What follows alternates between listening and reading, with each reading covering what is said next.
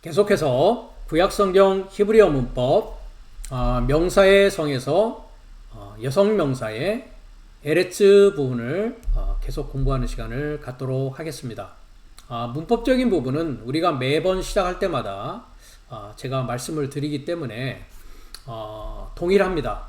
명사의 성에 있어서 구약성경 히브리어에는 남성, 여성, 공성의 세 가지 성이 있고요. 남성이라고 하는 명사는 속성적 입장이요, 주는 역할이요, 사역자의 개념을 나타내고, 지금 우리가 공부하고 있는 여성 명사는 파신교는 F라고 하는데 받는 입장, 생산적 역할, 사역의 대상의 개념을 나타냅니다. 그래서 우리가 현재 교재에 제가 하이라이트를 했듯이 에레츠라고 하는 첫 땅에 관하여 우리가 지금 공부하는 8번째 시간이 되겠습니다. 이 에레츠라고 하는 땅은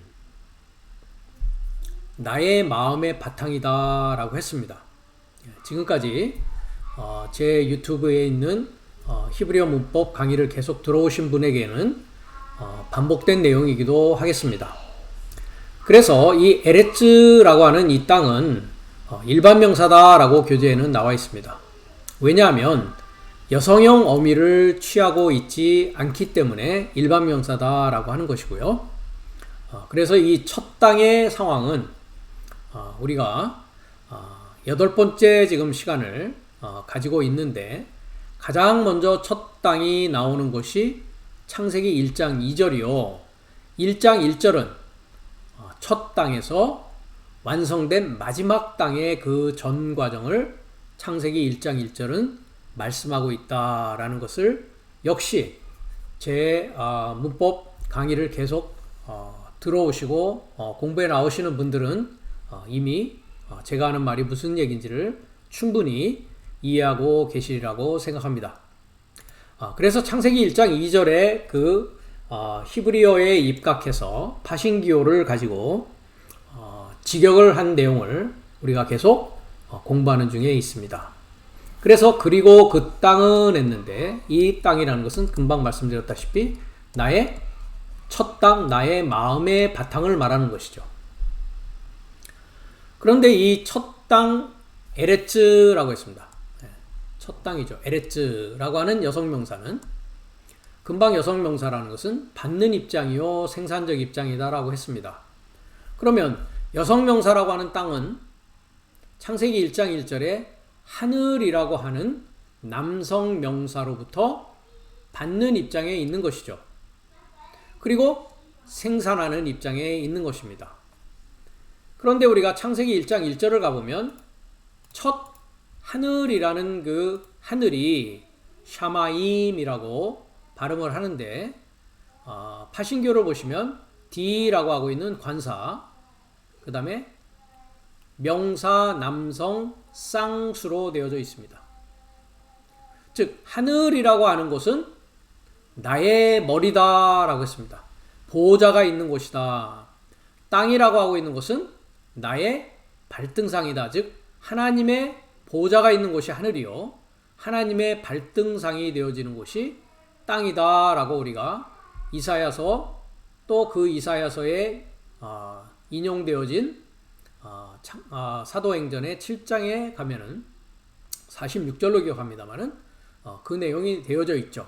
그래서 하나님은 사람의 손으로 지은 전에 계시지 아니하고 하나님은 하늘과 땅이 하나 되어져 있는 그 안에서 안식하고 계신다. 그래서 베레시트라고 하고 있는 태초에라고 우리가 한글 성경은 해석되어 있지만, 번역되어 있지만 인친 나의 머리 안에라고 했습니다. 그래서 하늘이라는 곳은 물을 연마하는 곳이고 진리와 사상이 땅으로 비로 내려가는 곳이요, 두 개의 권위가 있는 곳이요, 두 이름이 있는 곳이다 라고 했습니다. 그 하늘이라는 히브리어의 의미가. 그런데 쌍수로 되어 있죠. 그러니까 쌍수로 되어 있으니까 구별하고 인식해야 되는 상황인데, 땅이라는 것은 그 하늘이 어떠냐에 따라서 받는 입장이고 생산하는 입장이라는 것이죠. 그렇다면은 하나님의 진리의 말씀을 받는 땅이라고 한다면 이 땅은 진리의 말씀으로 받아서 생산할 수 있는 입장이 되겠죠. 그것을 우리가 히브리서 신약성경 6장에 가면 땅이 비를 받아서 열매를 맺는다라고 되어 있고요. 또 가시와 엉겅퀴를 내는 경우가 있다라고 했습니다. 채소를 내는 경우가 있고 가시와 엉겅퀴를 내는 경우가 히브리서 6장에 나와 있었죠.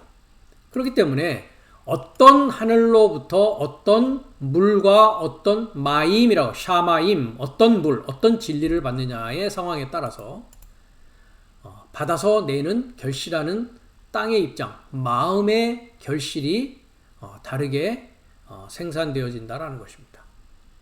그런데 창세기 1장 2절에 그 땅은 지금 어떤 상황입니까? 황무지와 텅 빈과 어둠이 되어 있는 상황이죠. 그 이유는 깊은 물 시면이라고 하고 있는 것은 히브리어로는 테홈이라고 하였습니다. 테홈의 얼굴이죠. 페이스라고 하고 있는 테홈의 얼굴에 접하여져 있다는 것이죠. 그래서 나의 첫 땅의 상태가 하나님의 얼굴을 향하여 얼굴을 마주할 수 없는 상태고 황무지와 텅 빈과 어둠이 완료된 상태로 존재한다는 것입니다. 이 테옴이 신약 성경에 가니까 이것을 아비우소스라고 해서 무적행으로 한글 성경은 번역하고 있다는 것입니다. 그런데 이 무적행이 열리기 시작하는 때가 언젠가 우리가 봤더니 계시록 9장 1절에 나오는데 한화라고 하면서 무적행이 다섯째 나팔에 열리더라는 것이죠. 그래서 우리가 한화에 대해서 계시록 9장을 공부를 이미 한 바 있습니다. 그런데 다섯째 날까지 이 첫 땅의 상태, 즉 황무지와 텅 빈과 어둠이 되어 있는 나의 마음의 상태가 태움에 계속 머무르고 있기 때문에 다섯째 날까지 이 한화라고 하고 있는 화 아래서 소경으로 머무는 상태였습니다. 그러므로 여섯째 나팔, 일곱째 나팔의 소리를 들음으로 말미암아 태움인 무적행이 하나님의 진리의 지식으로 채워져야 되는데 그것이 이제 무적행이 열리기 시작하는 다섯째 나팔의 한화를 지나서 여섯째 나팔이 울리는 둘째 화가 아직 남아있는 상황이고 그 다음에 이제 세 번째 화가 일곱째 나팔 후에 남아있는 상황에 있는 것을 우리는 지금까지 계속 공부해 나오고 있습니다. 그래서 여섯째 나팔이 시작되는 것은 계시록 11장이었습니다. 이 계시록 11장에 둘째 화라는 것은 두 증인이 십자가를 짐으로 말미암아 둘째 화를 통과하는 내용이 11장에 나와 있는 내용들이었습니다. 즉 그 말은 무슨 말이냐? 십자가를 지지 않고서는 둘째 화를 통과할 수 없다라는 것이죠. 십자가를 지어야만이 둘이라고 하고 있는 히브리어의 의미는 탈바꿈이라고 했습니다.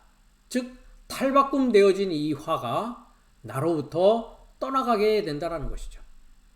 그러므로 말미암아 십자가의 말씀인 하나님의 지혜를 소유하게 된다라는 것입니다. 그래서 우리는 이 둘째 화라고 하고 있는 내 삶 가운데 이루어지는 십자가, 이 여섯째 날에 참 진리가 나의 옹으로 말미암아 발생하게 되는 이 십자가를 지고 주님으로부터 배우는 두 증인, 즉 둘이라는 의미도 탈바꿈이었습니다. 이 탈바꿈 증인은 여섯째 날의 나의 모습이요, 여섯째 날에 내가 주님으로부터 배우는 입장에 있는 내용을 계시록 11장은 이야기하고 있다는 것입니다.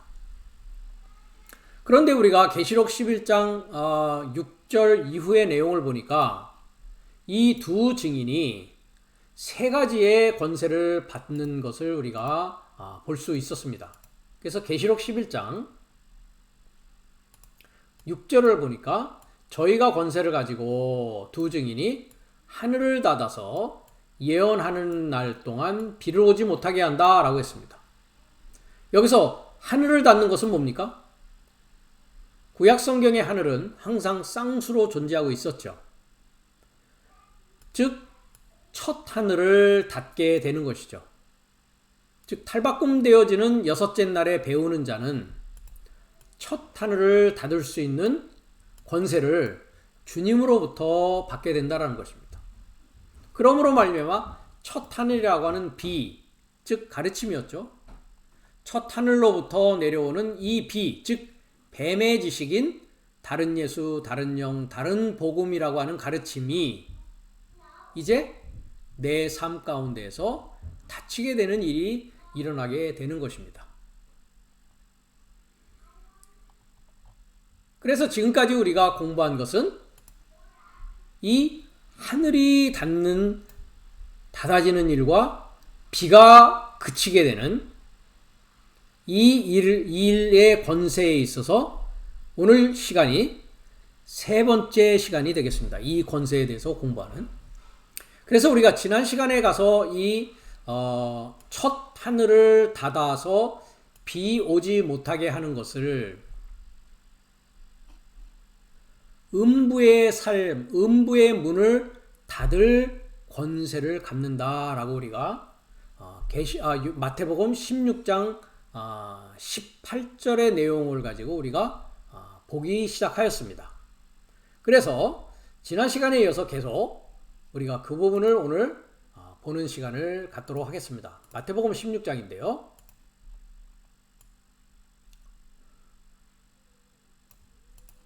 18절부터 우리가 지난 시간 마지막 부분을 잠깐 보았습니다. 내가 내게 이르노니 너는 베드로다. 즉 주님께서 너는 베드로다 라고 하면서 내가 이 반석 위에 내 교회를 세운다. 여기서 반석은 여성 명사의 반석이었습니다. 베드로라고 하는 반석은 뭐였습니까? 베드로라는 이름이 반석이라는 뜻인데 남성 명사입니다. 여기서 반석은 오른쪽에 보시면 반석 했을 때 페트라라고 합니다. 그래서 여성 단수고요. 베드로라고 하는 것은 헬라어로 페트로스라고 하는 반석입니다. 즉 여성 명사의 반석은 우리가 고린도전서 10장에 가니까 이 반석은 그리스도다라고 하고 있었죠. 예. 그래서 그리스도 위에 하나님의 지혜와 하나님의 지식과 하나님의 능력 위에 내가 교회를 세운다 주님께서 하면서 음부의 권세가 이기지 못한다라고 했을 때 권세가 아니었다라고 했습니다. 다시 오른쪽을 보시면 음부의 권세라고 하고 있는 것이 퓰레입니다. 퓰레. 그래서 영어는 제대로 번역이 되어 있습니다. 게이트라고 하죠. 즉 하데스의 문이다. 음부의 문이다 라고 했습니다. 음부의 문이 여기서 그것이라고 하고는 에클레시아, 교회입니다. 교회보다 능가하다, 보다 우세하다. 즉 교회보다 우세하지 못할 것이다 라고 했습니다. 그럼 교회가 되었다라는 것은 무엇입니까? 반석 위에 세워진 교회를 말하고 있는 것이죠. 우리가 마태복음 7장을 가면 반석 위에 세운 집이 있고 모래 위에 세운 집이 있었죠. 즉 반석 위에 세운 집이 바로 교회인 것입니다. 그 부분을 잠깐 교회 얘기가 나온 김에 가보겠습니다. 마태복음 7장인데요.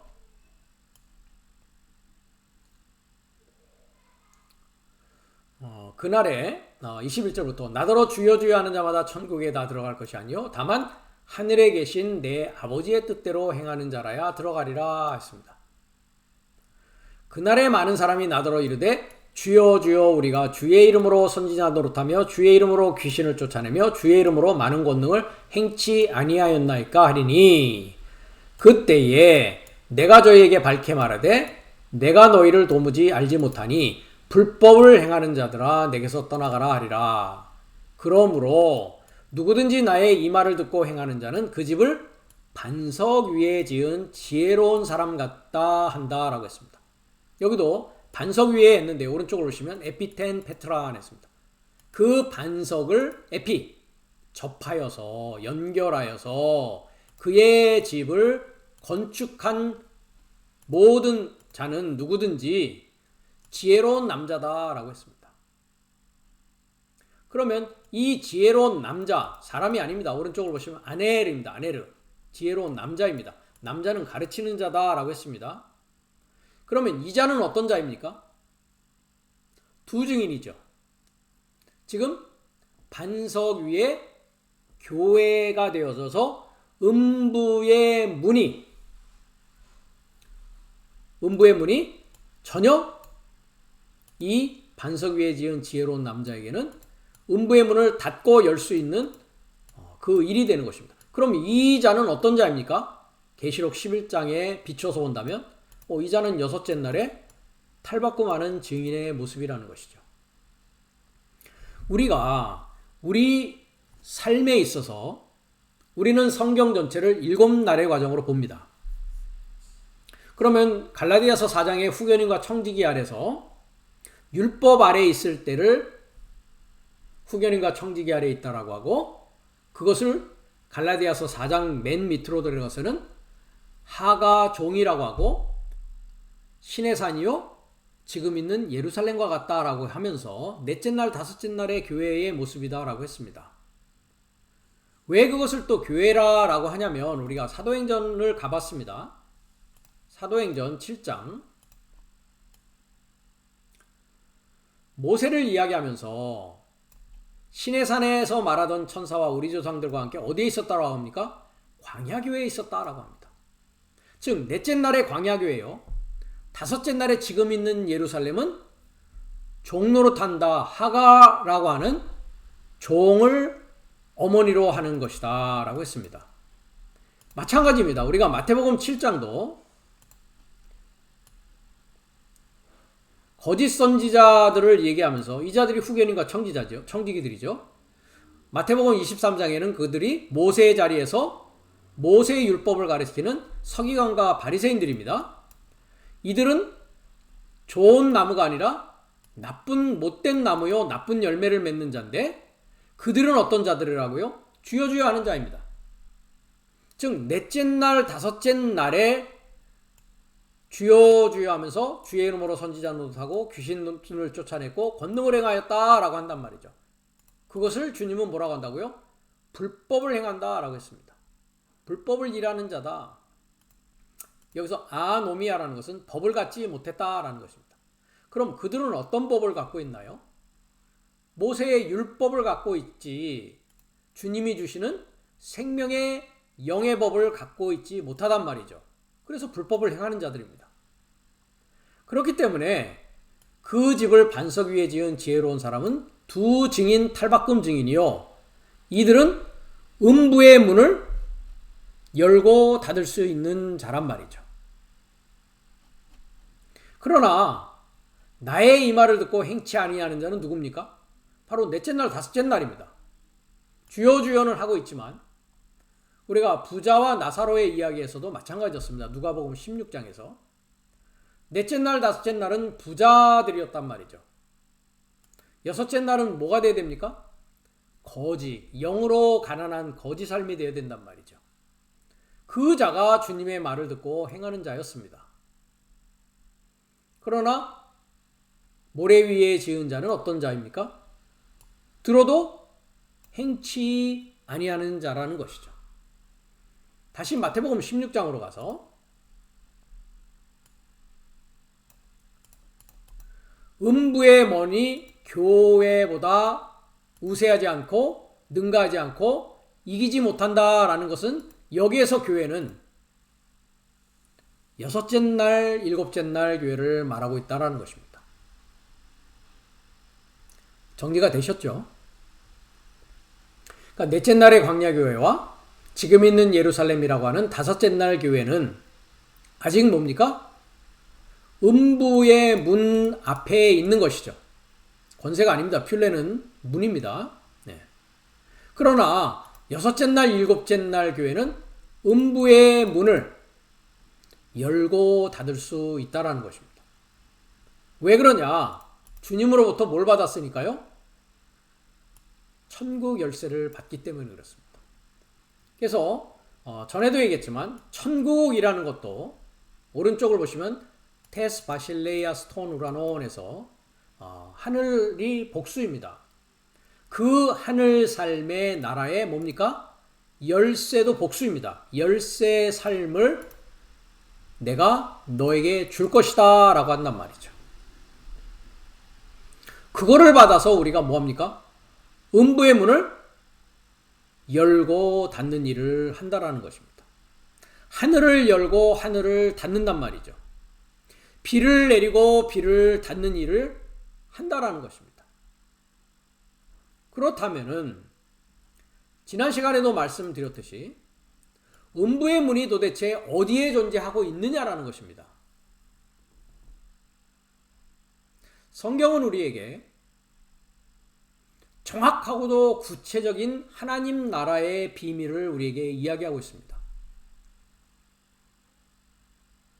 그러나 성경이 완전히 열리지 않은 자들에게 있어서는 음부의 권세라고 하든 음부의 문이라고 하든 게이츠 오브 하데스라고 하든 음부의 권세라고 하든 뭐 교회를 세운다라고 하든 하등의 그들에게는 보아도 보지 못하고 들어도 듣지 못하는 상황 가운데 있기 때문에 음부의 권세라고 번역이 돼 있든 음부의 문이라고 번역이 돼 있든 교회가 어떻다라고 한든 베드로가 반석이고 반석이 베드로라고 한들 그들에게 있어서는 닫힌 문이 될 수밖에 없는 것이고 닫힌 책이 될 수밖에 없다라는 것이죠.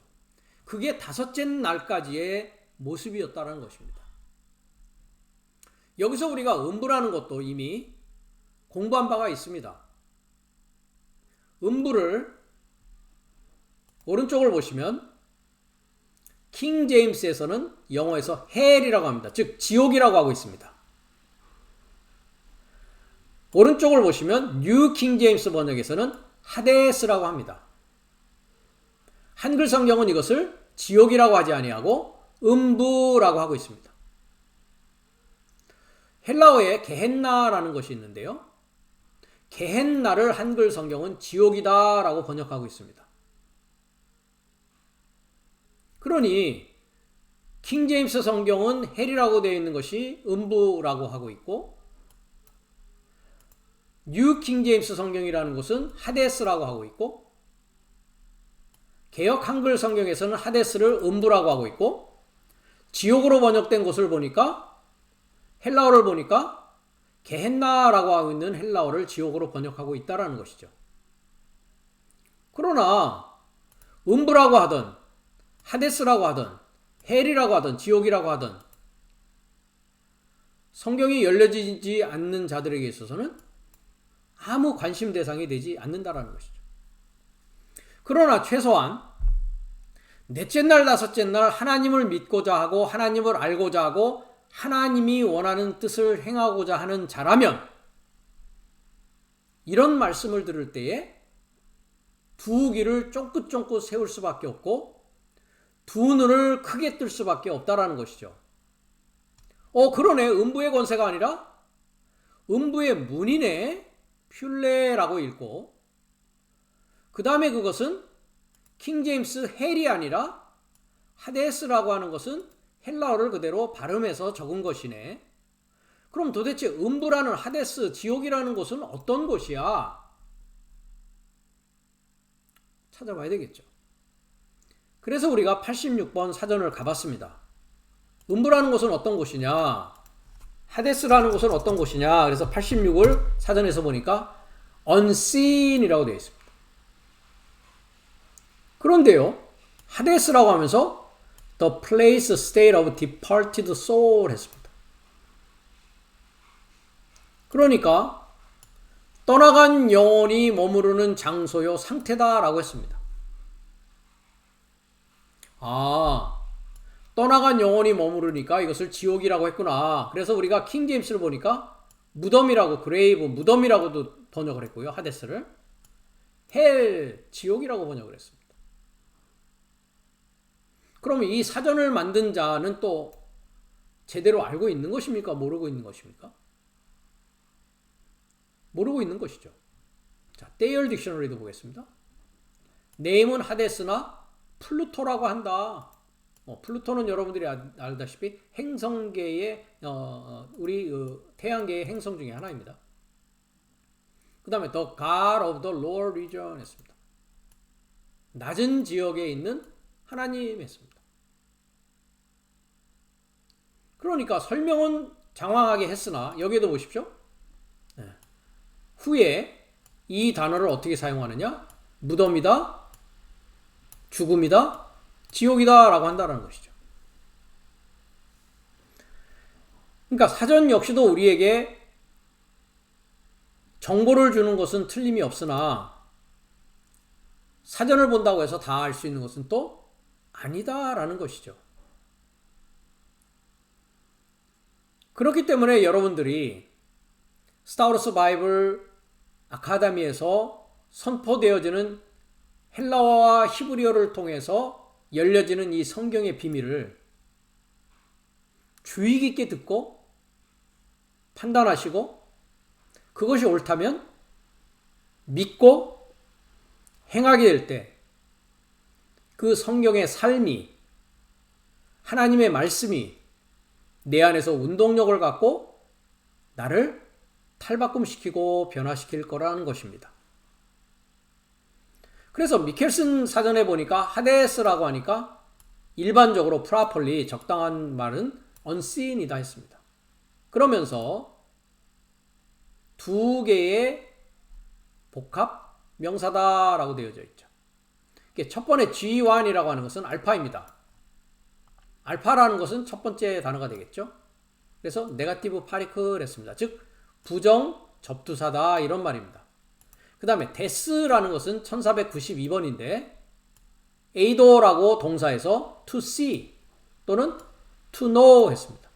즉 보고 아는 것이다. 그렇다면 하데스라고 하는 음부라고 번역되어 있는 또는 무덤이라고 되어 있고 지옥이라고 번역되어져 있는 하데스라는 것은 어떤 곳이냐? 알지 못하고 보지 못하는 것이다는 말이죠. 금방 여기 있듯이 보지 못하고 깨닫지 못하고 지식이 없는 알지 못하는 상황 가운데 있다라는 것입니다. 그것이 언제까지입니까? 이 말씀을 통해서 보면 마태복음 16장 지금 18절 19절의 말씀을 통해서 보면 반석 위에 세워진 교회, 아까 마태복음 7장에서 본 반석 위에 건축하는 슬기로운 신중한 남자, 즉 여섯째 날의 교회로부터 음부의 문이 열려지고 닫혀지면서 그 음부의 문이 교회보다도 더 능가하고 우세하지 못하다라는 것입니다. 여섯째 날에 탈바꿈된 증인이기 때문에 그렇습니다. 주님으로부터 직접 이 하늘 삶의 나라의 열쇠 삶을 받는 상황 가운데 있기 때문에 음부의 문을 충분히 열고 닫을 수 있는 지혜와 지식을 갖게 된다는 것이죠.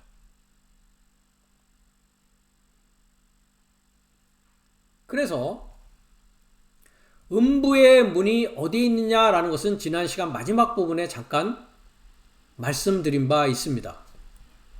우리가 헬라어 공부를 할 때 전치사와 구속사가 연계된 성막의 비밀을 자세하게 공부한 바가 있습니다.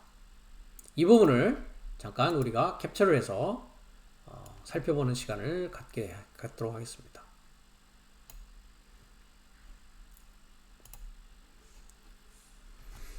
지금 퓰레라고 하고 있는 문은 4439번이라고 하고 있는 지금 좁은 문이라고 되어 있는 바로 이 입구를 말합니다. 그러니까 띠라라고 하고 있는 문이 있고요. 퓰레라고 하고 있는 문이 있습니다. 그것을 히브리어로는 샤르라고 하는 문이라고 하고 페타흐라고 하는 문이라고 합니다. 그래서 양의 문이다 라고 주님께서 요한복음 10장에서 말씀을 하고 계십니다. 잠깐 그 부분을 가보면요. 요한복음 10장에 내가 진실로 너에게 이르노니 양의 우리의 문으로 들어가지 아니하고 했을 때 이 문을 잠깐 오른쪽을 보시면 뛰라라고 하는 문입니다. 뛰라. 다른 데로 넘어가는 자는 절도며 강도이다. 문으로 들어가는 이가 양의 목자다라고 합니다.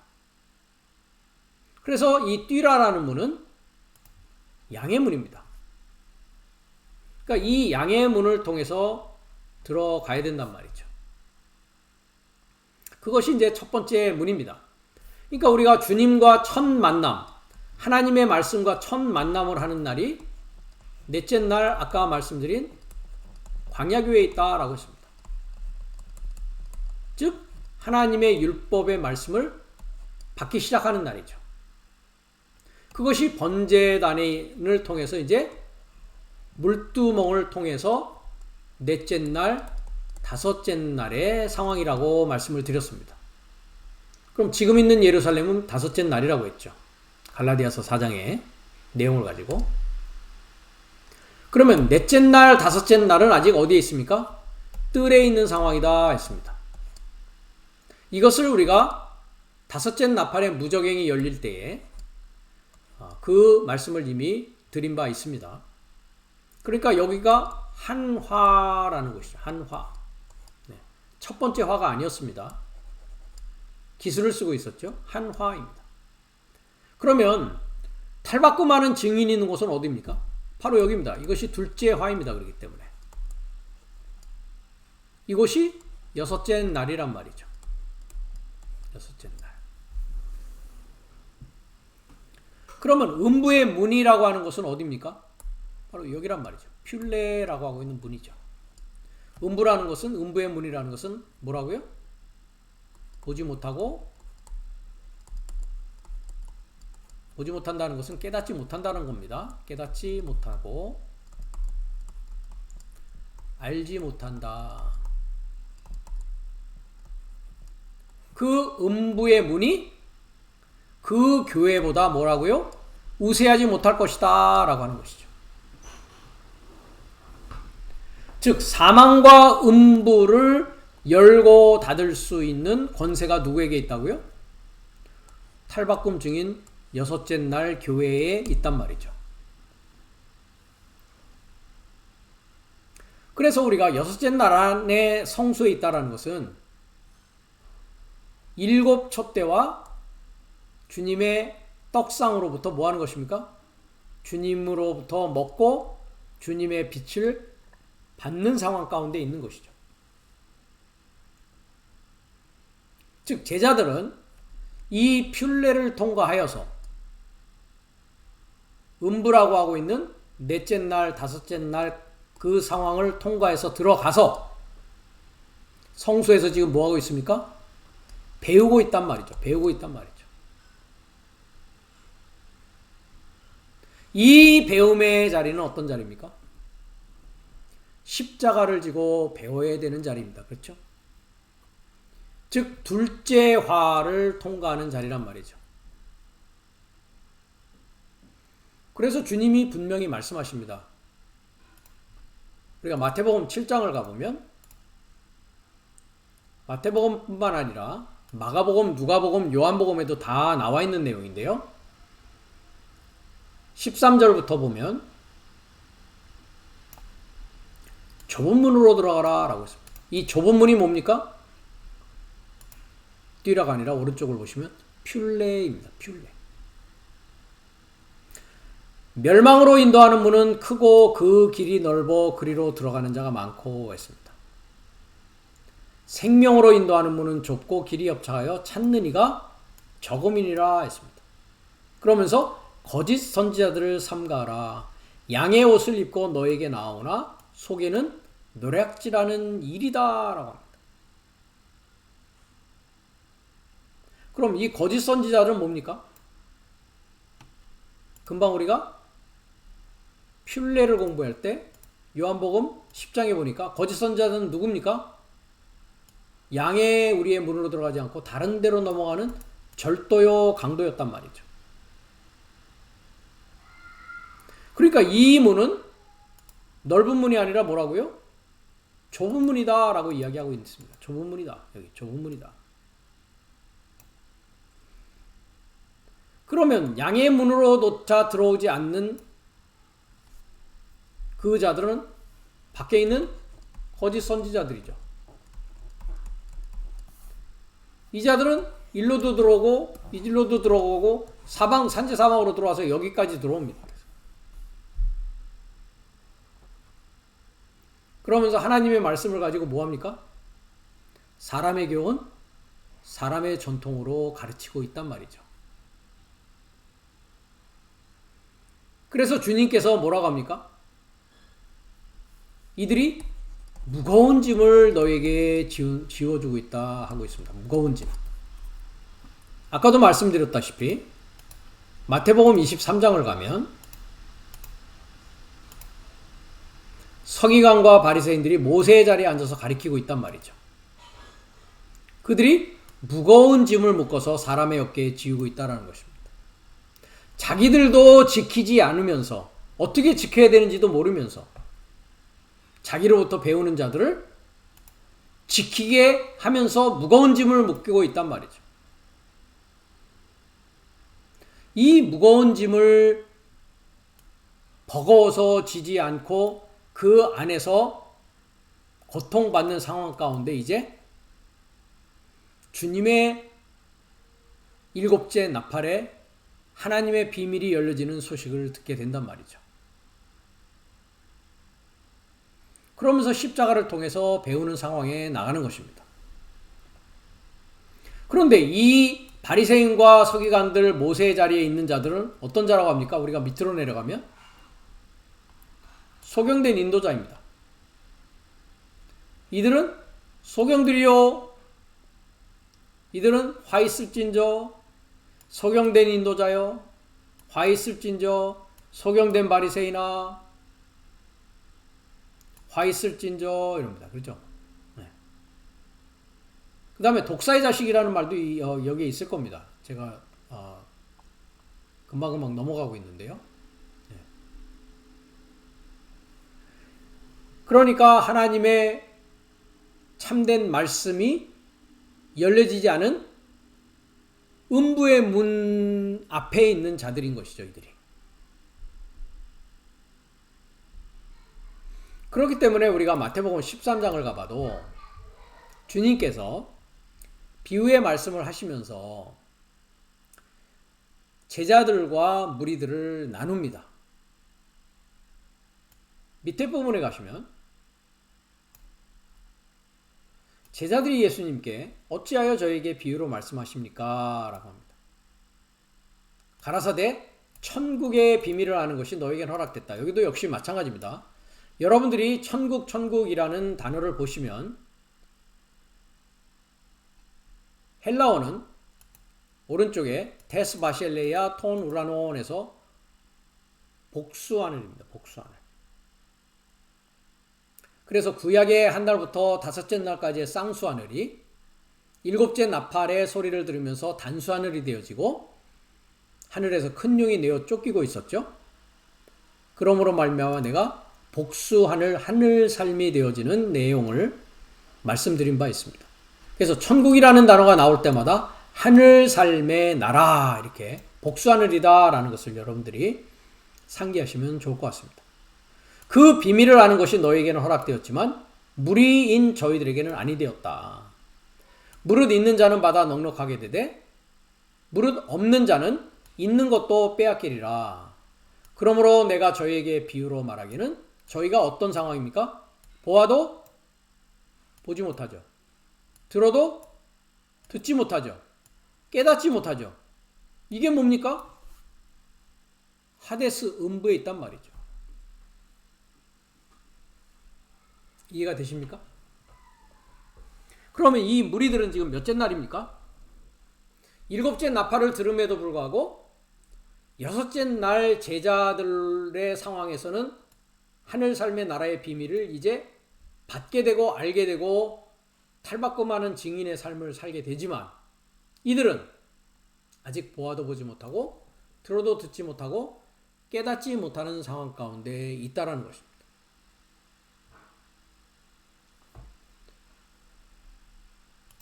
이들은 무거운 짐이 지어져 있음을 느껴야 됩니다.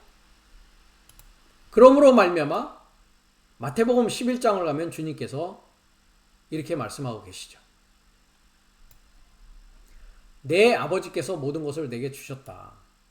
아버지 외에는 아들을 아는 자가 없고 아들과 또 아들의 소원대로 계시를 받는 자 외에는 아버지를 아는 자가 없다라고 했습니다. 즉 아버지는 아들을 알고 아들은 아버지를 압니다. 그 다음에 아버지를 알기 위해서는 아들이 계시를 해줘야만이, 열어줘야만이 알 수 있다는 것입니다. 열리기 위해서는 아들에게로 와야 되는데 그래야 아버지를 알 수가 있는데 수고하고 무거운 짐진 자들인 보아도 보지 못하고 들어도 듣지 못하는 자들이 그 무거운 짐을 인식할 때에 주님을 향해서 오게 될 거라는 것이죠. 그랬을 때 주님이 쉬게 할 거라는 것입니다. 나는 마음이 온유하고 겸손하니 나의 멍에를 메고 내게 배우라. 주님의 멍에가 십자가인 것입니다. 십자가를 지고 내게 배우라 라는 것이죠.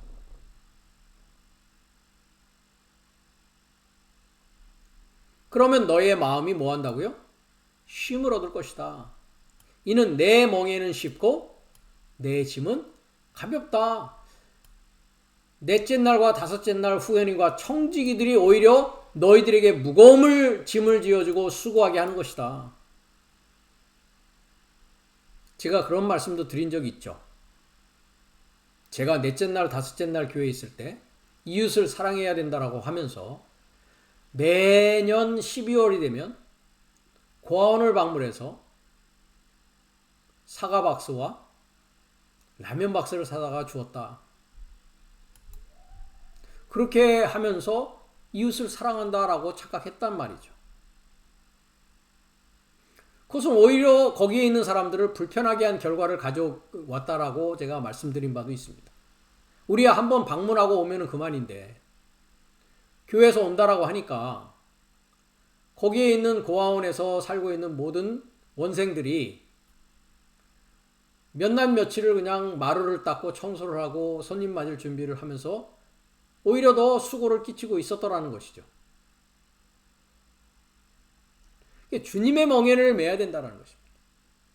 십자가를 지고 배워야 되는 것이 여섯째 날이요 두 증인이 처해져 있는 십자가의 주님과 함께 못 박는 둘째 화를 지나가는 일이었더라는 것입니다. 그래서 우리가 마태복음 16장을 가보면 주님께서 십자가 말씀을 이렇게 하고 계십니다.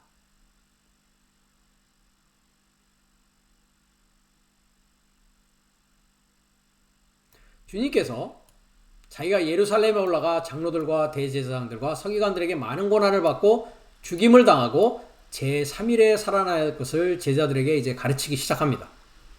그랬을 때 베드로가 주여 그리 마옵소서 이 일이 결코 주에게 미치지 아니하리이다 합니다. 그랬을 때 주님께서 베드로에게 이르시되 사단아 내 뒤로 물러가라 라고 합니다.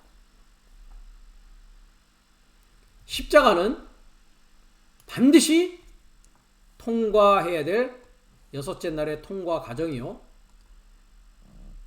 이 휘장이라고 하고 있는 케루브, 넬레트가 찢어지면서 그리스도 예수의 사람들은 육체와 합하여 정과 욕심을 십자가에 못 박였다라고 하는 갈라디아서 5장 26절의 말씀처럼 지성소까지 나아가야 되는 일이란 말이죠. 이게 일곱째 날입니다. 지금 여기가 여섯째 날이고요. 그것이 금방 마태복음 16장의 주님의 말씀입니다. 사단아 내 뒤로 물러가라. 너가 지금 가야 되는 길과 가야 할 길이 무엇인지를 아직도 모르느냐라고 말씀하고 계시는 것이죠. 하나님의 일이 무엇인지 너가 아직 모르는구나. 사람의 일을 생각하는구나 라고 한단 말이죠.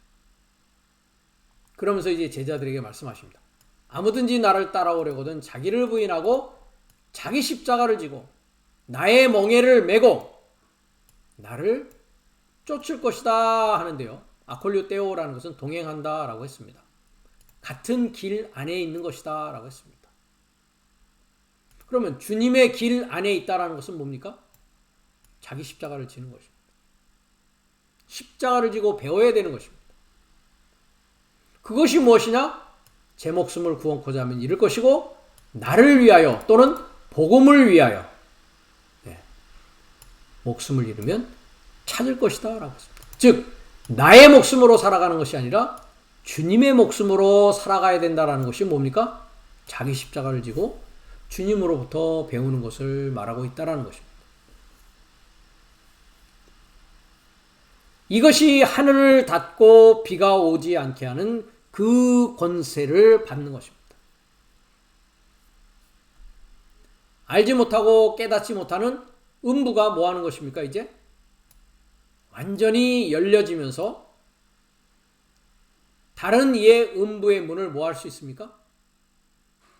내가 열어 제낄 수 있단 말이죠. 하나님의 지혜와 지식을 줌으로 말미암아. 금방 이 도표에서 보시면 음부의 문이라고 하고 있는 퓨레가 히브리어에서는 페타흐라고 한다고 했습니다. 이 페타흐라고 하는 문이 나오는 곳은 창세기 4장 7절에 나옵니다. 가인의 이야기에서 나오는데요. 그 부분을 우리가 가보도록 하겠습니다. 그러면 가인은 어디까지 와 있는 것입니까? 가인도 지금 넷째 날과 여기가 넷째 날이라고 했습니다. 다섯째 날을 지금 통과하는 과정에 있단 말이죠. 이제 뭐 해야 됩니까? 가인은 여기로 들어가야죠. 근데 가인은 여기를 들어가지 못했습니다. 이제 우리가 지금 창세기를 보려고 합니다. 그런데 아벨은 여기 들어갔단 말이죠. 아벨은 들어갔습니다. 창세기 4장 7절입니다.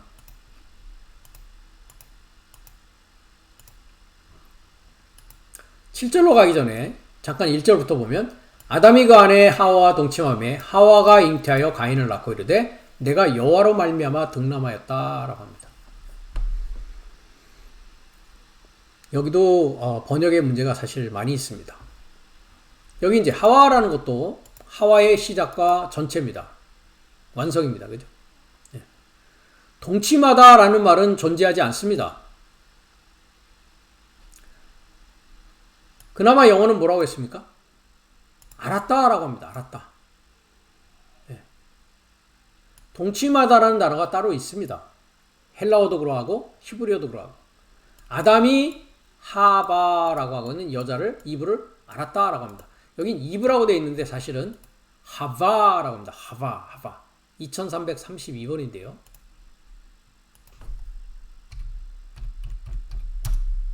예. 하바라고 합니다. 하바 라이프 기버라고 했는데 이것도 사실은 잘못된 정의입니다. 네. 하 이게 라이프입니다. 바라고 하고는 바브는 이게 중보입니다. 하 여기는 소망사라고 했죠. 그죠? 그럼 뭡니까? 생명의 중보를 소망하는 자입니다. 생명을 주는 자가 아니고요. 생명의 중보를 소망하고 있는 자를 하바라고 합니다. 그걸 킹제임스는 이브라고 하고 있어요. 이브는 이 여자가 아닙니다. 이름이 아닙니다. 전에도 말씀드렸지만 유브라데라고 하고 있는 것이 구약성경 히브리어의 창세기 2장의 유브라데가 히브리어에서는 유브라데라고 하지 않는다라고 했습니다. 이런 거 하나하나를 알고 살펴보아야 성경이 열릴 수 있다라는 것이죠. 그래서 하바라고 하는 것이지 이브라고 하지 않습니다. 그래서 아담이 이브의 시작과 완성의 전체를 지금 이미 알았다. 이게 이제 잉태하다라는 겁니다. 동침하다라는 것은 야다라는 것은 알다입니다. 이것에 대해서도 우리가 사실 많은 시간을 공부해야 되기 때문에 다음에 우리가 공부할 기회를 갖도록 하고요. 또 가인의 아우 아벨을 낳았는데 했습니다. 여기도 아벨의 시작과 완성입니다. 전체입니다. 아벨은 양치는 자였고 했습니다. 아벨은 목자입니다. 그래서 가인은 농사하는 자다. 여기도 잘못되어 있습니다. 농사가 아닙니다. 아다마입니다. 아다마라는 게 뭐였습니까? 아담을 소망한다라고 했죠. 즉 둘째 아담을 소망하는 것입니다. 사하는 자 했을 때 아바드라는 것은 일하다 섬기다입니다. 자, 5647번인데요.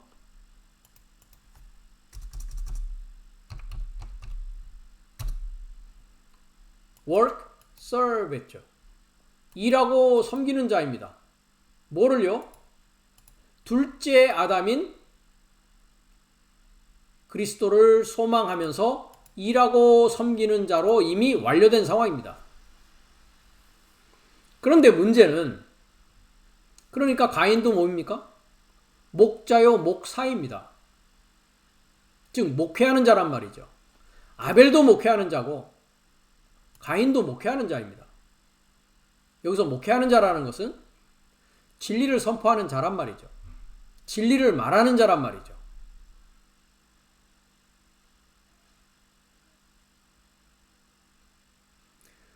그런데 여기서는 칼벌 미완료를 쓰고 있습니다.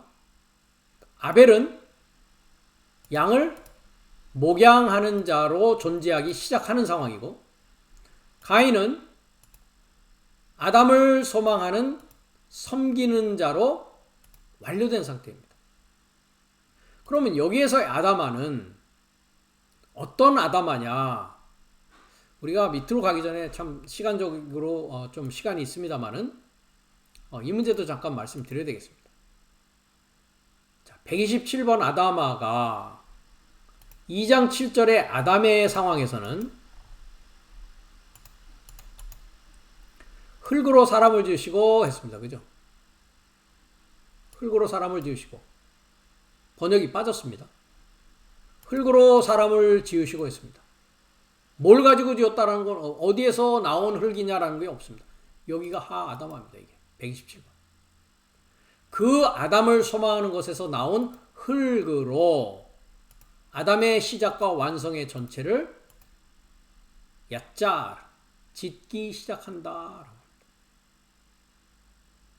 그러니까 둘째 아담에서 나온 아파르로 첫사람 아담으로부터 마지막 아담으로 가는 전 과정을 짓기를 시작하는 것이 지금 2장 7절에 나오죠.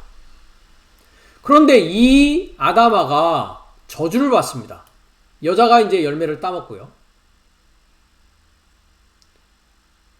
저주를 받습니다. 그래서 가시와 엉겅퀴를 낸다고 되어 있죠. 땅이 내게 했습니다. 18절에. 아담에게 말하고 있죠. 아담에게. 아담과 여자에게 얘기하면서 땅이 내게 했습니다. 자, 여기서 땅을 보십시오. 땅이 내게. 위에 아다마를 갖고 있죠. 땅이 저주를 받고 있을 때 뭡니까? 아다마입니다. 117번. 즉 가시와 엉겅퀴를 내게 됐단 말이죠. 뭐를 내야 되는데요? 밭가는 자들이 합당한 채소를 내야 되는 것이 히브리서 우리가 6장에서 배운 내용이었지 않습니까? 그죠? 그러면 가시와 엉겅퀴를 내는 저주받는 하아다마를 가지고서 뭐 했다고요? 가인은 그걸 가지고 목회를 하고 있었다고요. 그걸 가지고서 하나님에게 그것을 드리는 자였다라는 것이죠. 그러니까 가인이 드리고 아벨이 드리고자 하는 것이 전혀 다른 것이었죠. 저주된 가시와 엉겅퀴를 하나님에게 드린들 하나님이 받을 수 있습니까? 없습니까? 받을 수 없단 말이죠. 이런 내용들이 지금 창세기 4장에 쓰여지고 있다는 것입니다. 근데 이걸 농사하는 자라고 해버렸으니 그럼 하나님은 농사하는 자들은 안 받으십니까? 양치는 자만 받게 되는 것입니까? 다 비유와 상징적인 내용이 여기에 숨어 있다는 것입니다. 그것도 히브리 원문을 통해서 확인하고 이해하지 않으면 음부의 문을 열어 제낄 수가 없는 것이죠. 그래서 밑에 부분으로 가면 4장 7절입니다. 6절부터 보면 여호와께서 가인에게 말씀하십니다. 왜냐하면 지금 가인이 심히 분하였습니다. 왜냐하면 아벨과 그 제물은 연락했지만 가인과 그 제물은 연락하지 않은 말입니다. 그래서 여호와께서 가인에게 이르되 네가 분하여만 어찌며 안색이 변하면 어찌미냐 네가 선을 행하면 어찌 낫을 들지 못하겠느냐. 여기서 낫이라는 말은 사실 없습니다. 여기 낫을 들지 했는데 들어올리지 못하겠느냐라는 말입니다. 들어올리지 못하겠느냐. 뭐를 들어올린다는 겁니까? 죄를 들어올려야 된다는 것이죠. 세례 요한이 예수님에게 뭐라고 합니까? 요한복음 1장에 가면 보라 세상 죄를 지고 가는 이라고 그랬죠. 거기도 지고 가는 것이 아닙니다. 여기 낫사라는 것이 들어올리는 것입니다. 5375번인데요.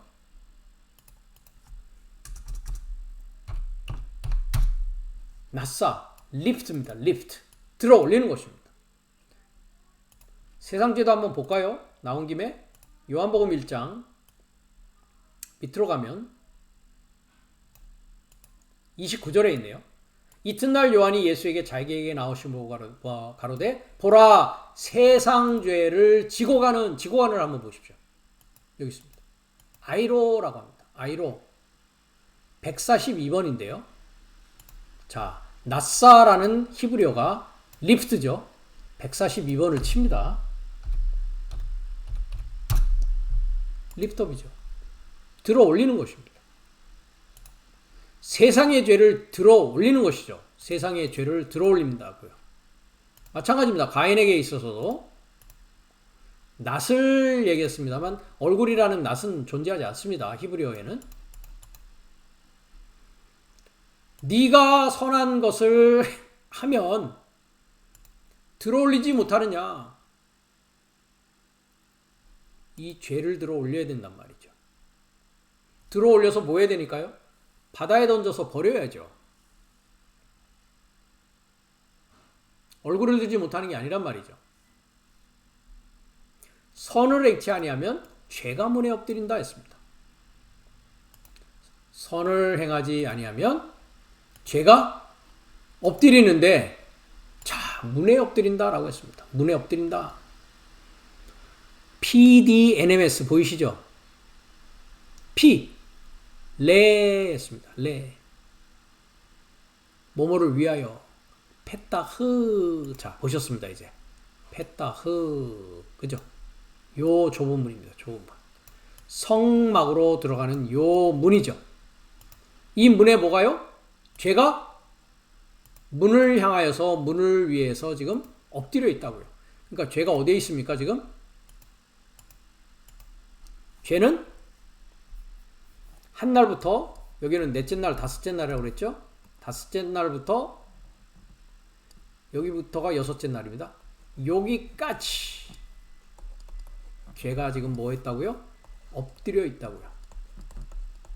엎드려 있다. 죄가 뭐라고 그랬습니까?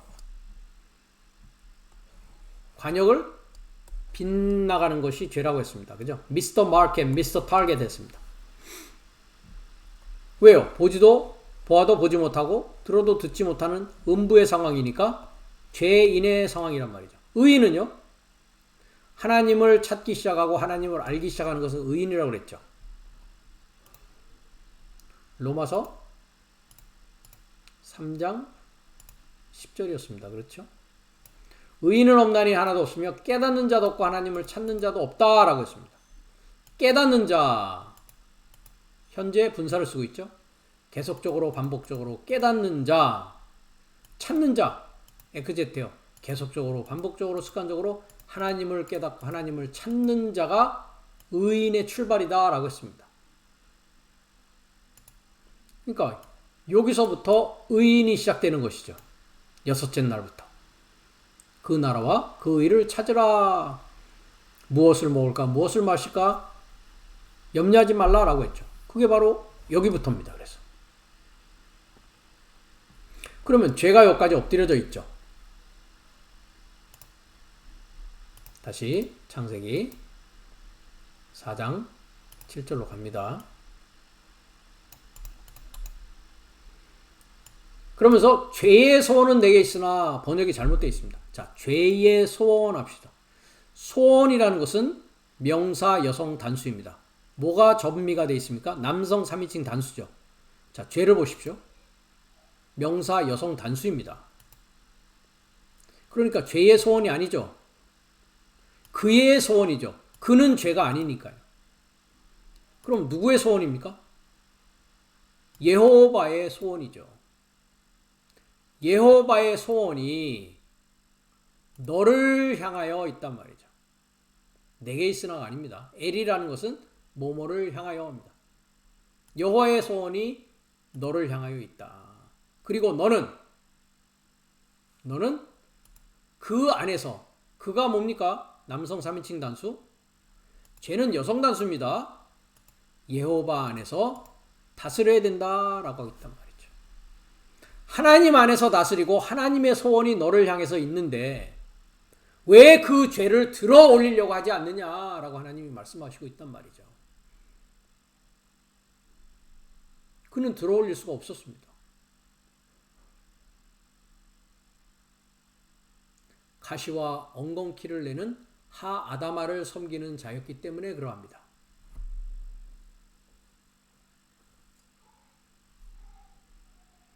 이 문을 통과하는 것이 여섯째 날 주님으로부터 배우고 주님으로부터 듣고 주님으로부터 하늘 삶의 나라의 열쇠를 받아서 이제 사망과 음부를